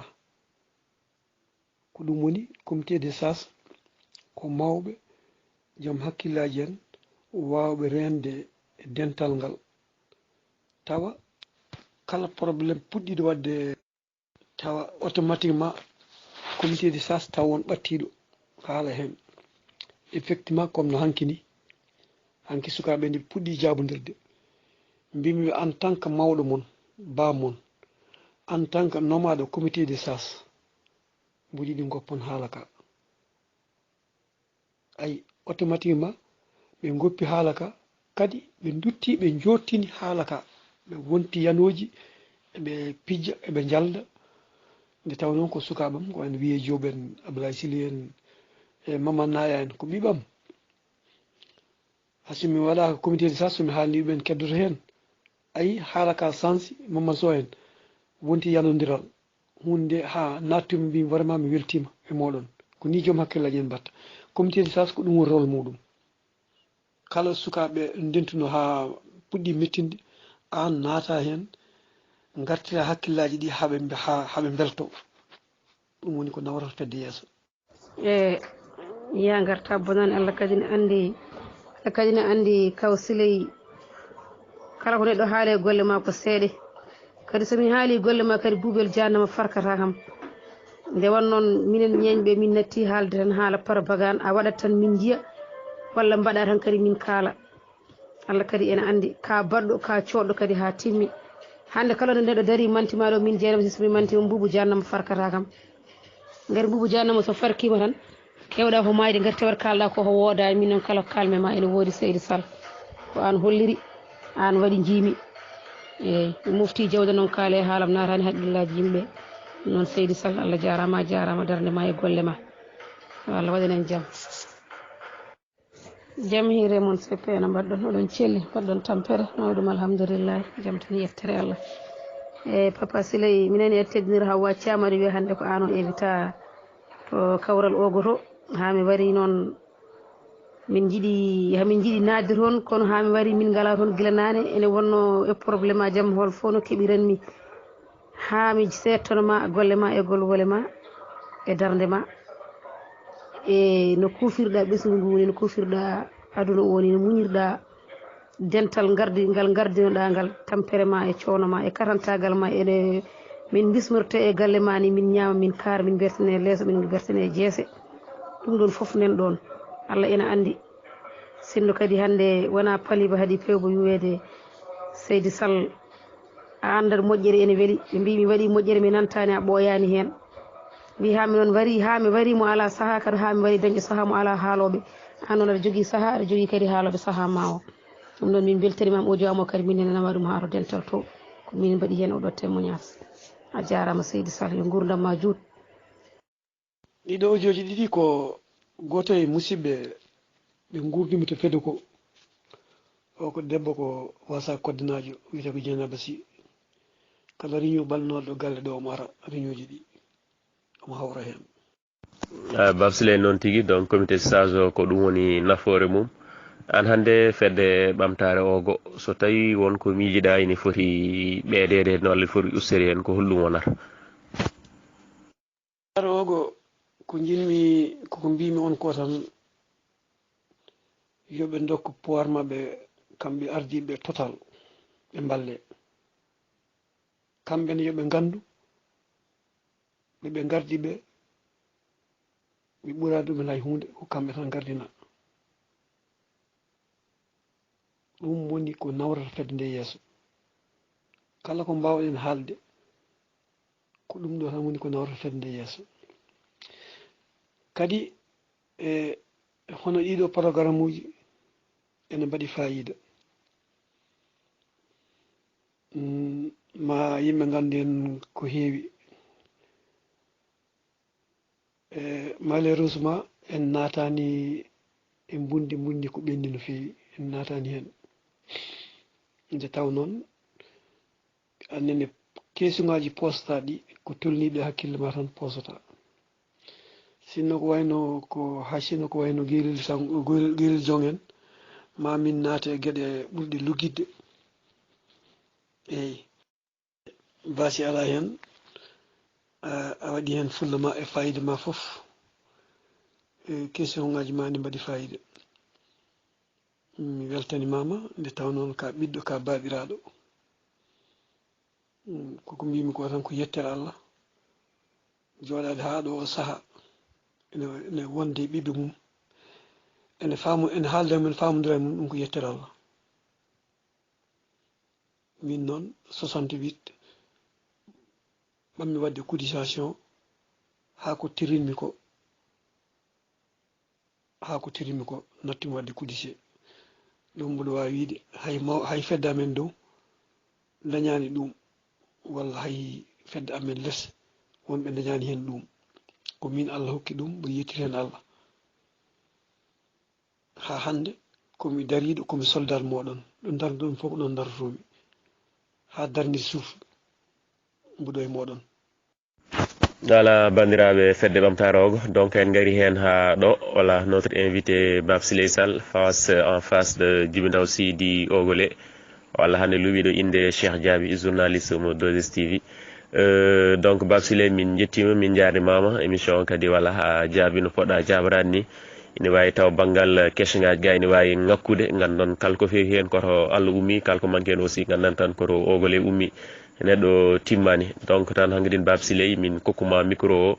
ko jinnoɗa haalde kala ko jinnoɗa namdede a namdaka walla holko jiɗɗa handande koɗime comme conseil walla dernier ma waaju après yimɓe nano audio ji témoignage ji ne kewi machallah heɓe ƴetti less région ina nana témoignage uji mumen donc région ma nana ɗum joni donc fedde ɓamtare ogo on mbiyama assalamu aleykum wa rahmatullah donc Djiby Ndaw Sy Ogolé pour vous servir Ibrahima Assane Guissé to gonɗa fof waɗima clin d'œil et toute la régie mi salmini on mi juurima on donc fedde ɓamtare ogo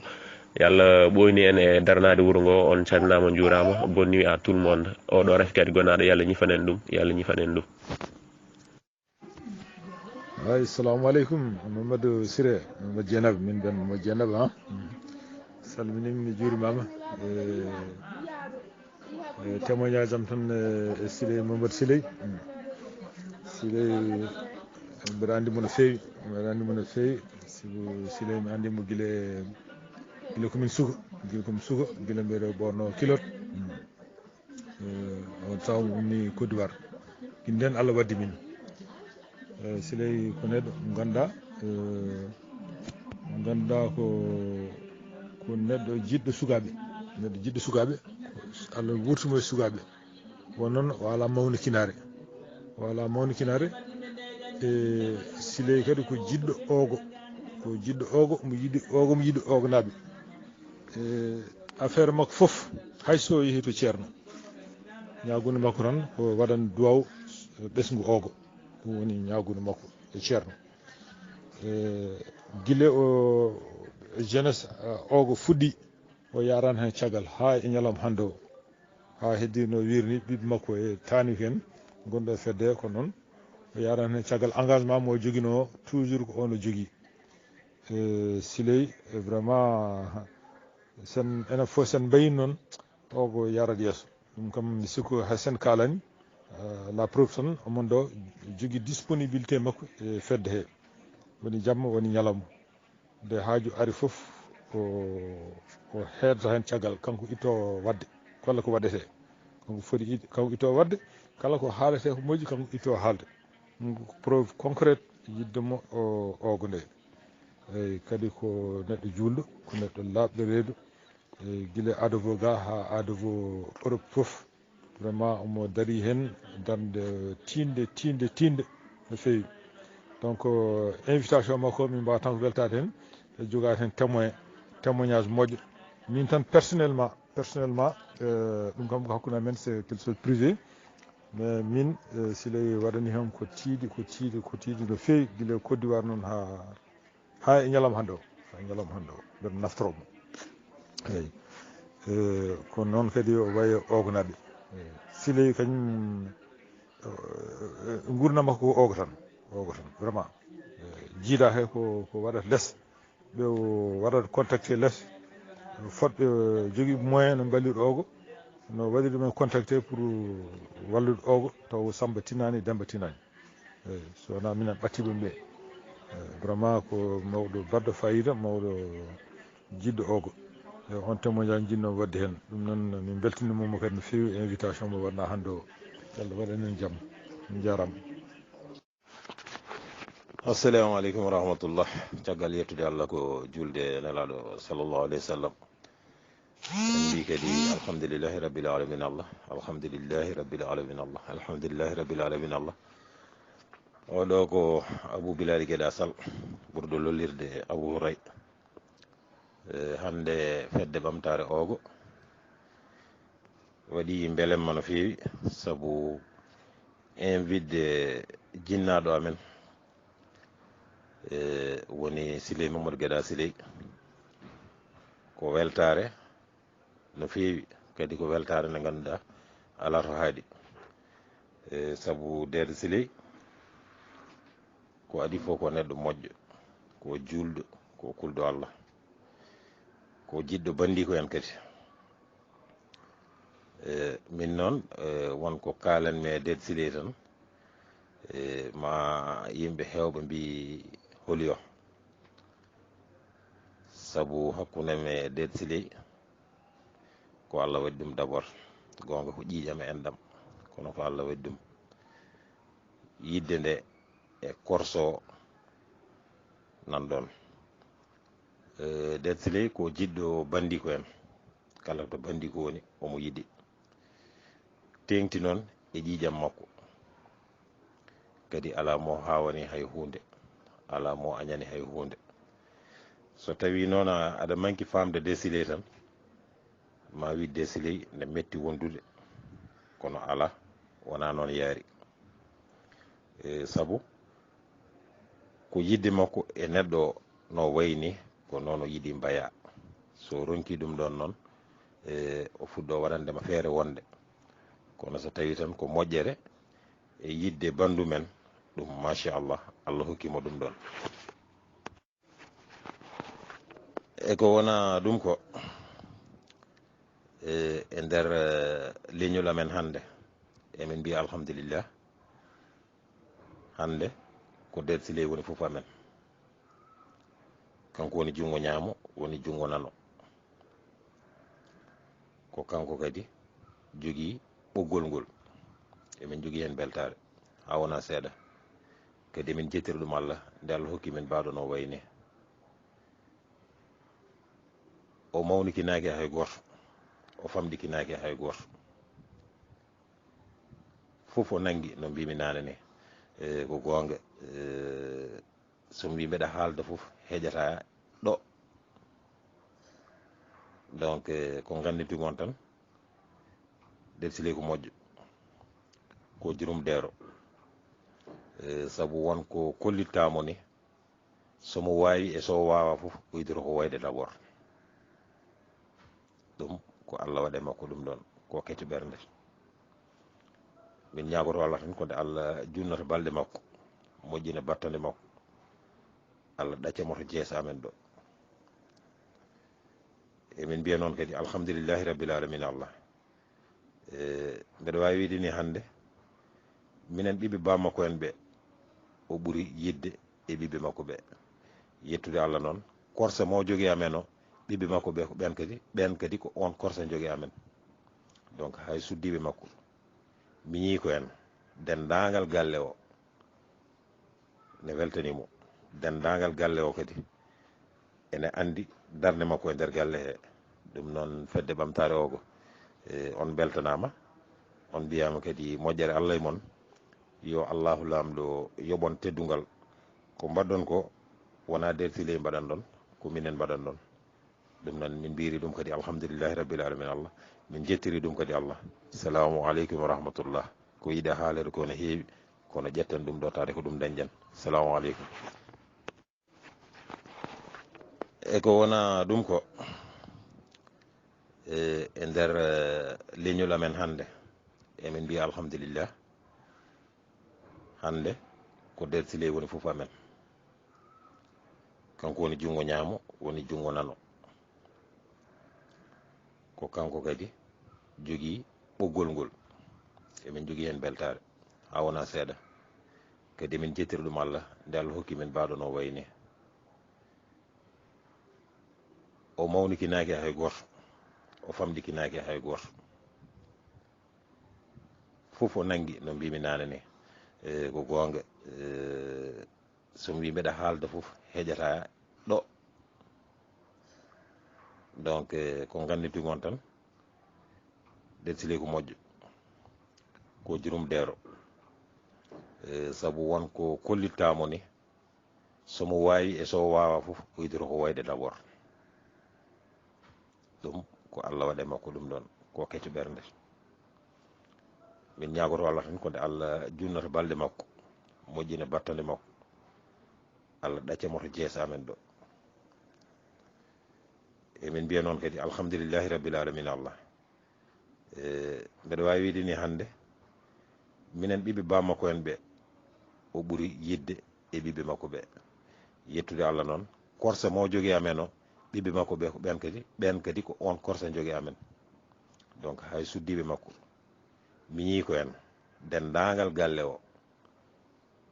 ne weltanimo dendagal galle o kadi ene andi darde makko e nder galle he ɗum noon fedde ɓamtare ogo on beltanama on mbiyama kadi moƴƴere Allah e moon yo Allahu lamɗo yoɓon teddugal ko mbaɗɗon ko wona nder siley mbaɗan ɗon ko minen mbaɗan ɗon ɗum noon min mbiri ɗum kadi alhamdulillahi rabbil alamin Allah min jettiri ɗum kadi Allah salamu aleykum wa rahmatullah ko yiɗe haalede ko no heewi kono ƴetten ɗum ɗo tawde ko ɗum dañƴen. Assalamu aleykum. yontere ne haalu pulaar mbi yontere weeɓaani kanko nde o yontanonde ɗum ko falde fof andi ɗum ala ko siftori enen kam enen wondi e makko ɓenen ɓiɓɓe oganaɓe to mboɗo wawi wiide kanko ko sérieux ngati sinno kanko saaha mo hawruno e jamanu mo hawruno sinno hande ko yontande hande nde hawruno hen ala tawno nde wiyata ko taani ko hen keewi e aduna he wona e ogo kono Allah ne dandi moye ɗum kanko don noon ko neɗɗo sérieux mboɗo wasijo waɗo ɗum fof mboɗo haala noon guila e ɓiɓɓam noon ha e taajiraɓe min fof ko heɗoto ɗo ko e esiraɓe ko ɓen keɗoto hole moon fof tan dañde saaha tan arde tan ƴetta ɓiɓɓe rewɓe tan ne lelnura ɗumen goto goto taw koye nder nangue hoɗum e saaha mum min mboɗo wawi wasiyanade mo ɗum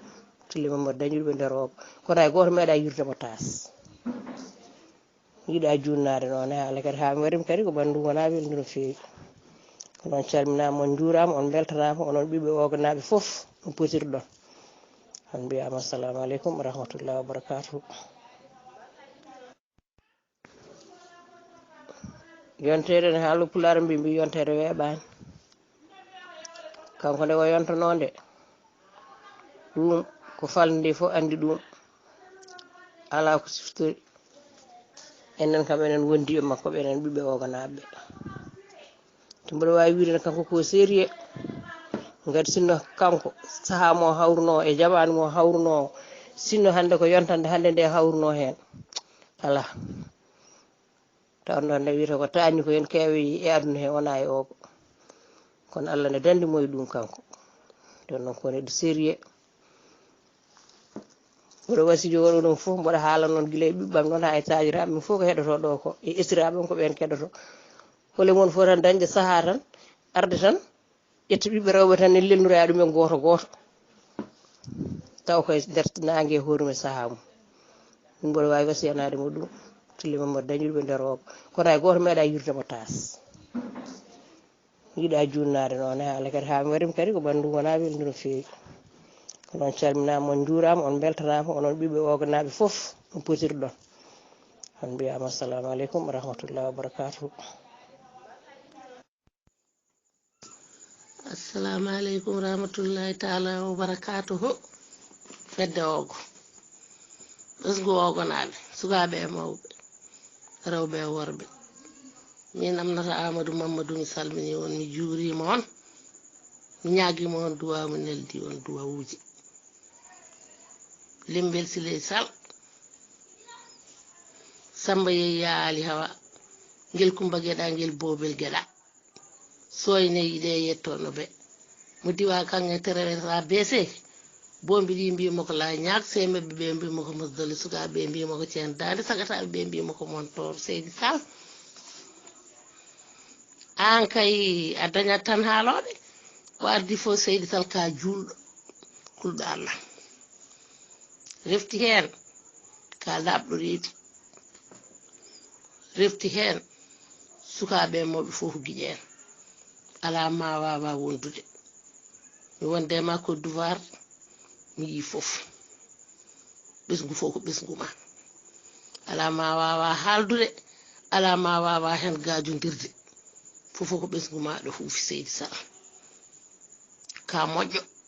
ka moƴƴo min amnata Amadou so tawi neɗɗo fellitine haala moƴƴere oto suggu hen haydara joomam ko dow min kaali ɗum omo wuuri on selle min guuri min celli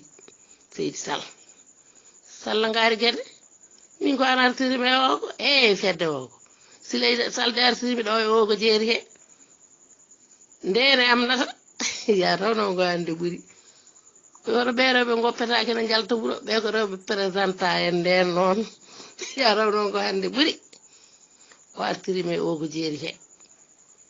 o fanginimi ɗo galle makko ɗo tuggi nden fewde hande mi holani mi heyɗani mi ɗomɗani mi buggani mi waysani Seydi Sall mi yetti Allah e nelaɗo muɗum mi yettima emin ñaagi Allah yo Allah junnu balɗe ma moƴƴina battande maɗa ɓooya ardade ɓesgu maɗa rewa e maɗa ko ɗum min ñaagi jomiraɗo o min mbima Seydi Sall a hersata ɗo minen fof min poti ala hen mo goynuɗa ala hen mo keydinɗa ala hen mo ɗomɗinɗa toujours ɓesgu ma fof ko guiƴe en ala fof Seydi Sall ma wawa wondude anani joomam emin ñaagi Allah yo Allah junnu balɗe moƴƴina battade te mbaɗa andi fedde o ko fone wela ɗum yo ɓooye jeese meɗen e julɗo fodde o walla e jokkowo enɗam ya barke temedere salatul fatiha bamum sukaɓam bamum cukalonam emin ñaagi Allah yalla ɓoyane jeese amen he ya horma Allah e nelaɗo mum min e ciloba min ndewa hen Fati Bata Faray rewa hen hay goto hen hutakima hay goto hen yawakima kadi hay goto hen hutaki kadi hay goto hen yawaki Seydi Sall ko jowo juuti. assalamu aleykum wa rahmatullah wa barakatuh. On calminama on juurama on beltanama on mbiyama yo jaam Allah kisal wonema hono e julɗo fodde o Allah jokkowo enɗam hande de jiyaɗello mbaɗɗon ɗon am wite o onon ɓiɓe oganaɓe wallahi on beltanama e muɗum on juurama ne kay on calminama on mbiyama Sile Mamadou noon ɓuuro rondi hayre ɓuure makko ko ɓuure nelaɗo sa wiɗa haalde ɓuure nelaɗo a gaynitta te mbi neɗɗo kadi saɗa limta moƴƴuɓe ma a dorta ko yumma kono so wonani ɗum Sile Mamadou ko gorko moƴƴo ko julɗo ko labdo reedu ko jiɗɗo enɗam makko ko jiɗɗo bandi ko en fof ko jokkowo enɗam an neɗɗo so wiyama kaari ko julɗo tan juulu noon koko almuɓe sekna ɓe mbiyata ko kirum maru wona ɗum woni juulu koye ɓernde kanko ko ɓernde nde adi labde o laaɓi ɓernde o laaɓi yeeso o laaɓi gollal nde noon komin kaala hen ni gare mbi kam saɗa manta moƴƴo ma kam a rewnata hen yumma kono so komin kalata hen mataw ma wiya ko goɗɗum kono min kaali hen tan koko min jiiye makko komin cette makko eko aduna Allah fof sette makko ko ɗum wona minen tan wondiɓe makko ɓe cettanimo ɗum ɗum ko Allah waɗirimo noon minen gay ko min ñaguino Allah fo min dañi itade min dañi Siley Sall ko jontaɗo e nder saaha muɗum ko jontaɗo e nder fedde muɗum ko labaɗo e nder wuro muɗum anani nde min laabi nde min luppani nde min laabi nde wallahi min luppani hay goto min jiyani hay goto min darani Samba e yaale waga dañi fofof Sall ngaari guede ko ɗum min mbi anani ya jogoro jaam teddugal dokkeɗa ngal Seydi Sall ya jogoro jaam min beltanimama no feewi Sall ngaari guede ɗo tan hankanti kaɗanmi hen haala ka fof mi termini ko ɗo kaɗanmi hen eyyi a jarama Seydi Sall en jogoro jaam ngal ɗo teddugal ya barke temedere salatul fatiha merci Sall ngaari guede en mbaale jaam. assalamu aleykum fedde ɓamtare o komi salmini on mi juuri moon kadi mi weltini moon ha no feewi eyyi ko nandemi tan ko papa am hande waɗa ɗo invité e galle men he miɗo welti hen ha ɗon wawi hadde kadi mbaɗa wawi wadde hen témoignage e baba mo ko nanmi galle oɗo faade hande ko min jiiru mom tan ko moƴƴere te mbaɗa andi kadi ko jiɗɗo bandit en ko jokkowo enɗam ko tedduɗo ko bawɗo yidde hasi minen wonɓe ɗo e galle ɓe o nangirani minen esiraɓe o nangiri minen ko ɓiɓɓe ko babiraɗo moƴƴuɗo ko tedduɗo ko kurtinɗo kadi eyyi min mbiya tan kadi yallah junnu balɗe moƴƴine battane yallah waɗanen jaam mi salmini on mi juuri moon eyyi papa kam ko foti haalede makko ko mi wawa ɗum haaldude mais kam mbaɗa andi kam ko moƴƴuɗo eyyi kadi ko tedduɗo ko bawɗo yidde